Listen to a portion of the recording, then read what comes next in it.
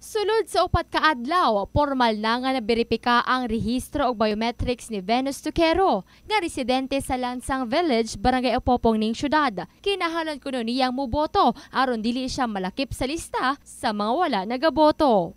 Ay kuan aron dili ba dili ta makuan sa listahan bitaw mo di ta mawala kay importante jud kaayo ba.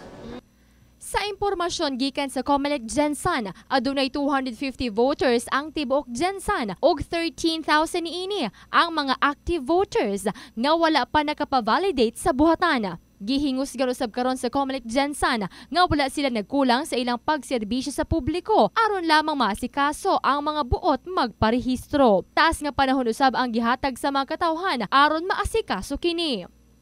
Actually, the Commission has given us 17 months for registration.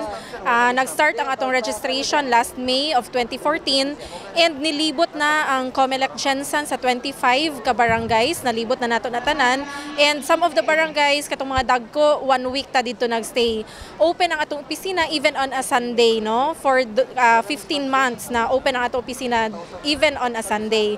So the Commission has given us ample time, ample opportunity para makaparehistro. Kung dili makapavalidate ang maong 13,000, dako kuno ang epekto niini karong 2016 national and local election sa botohan. Apan wala na sila'y mabuhat sa mga katawhang request nga extend pa ang registration og biometrics sa Comelec.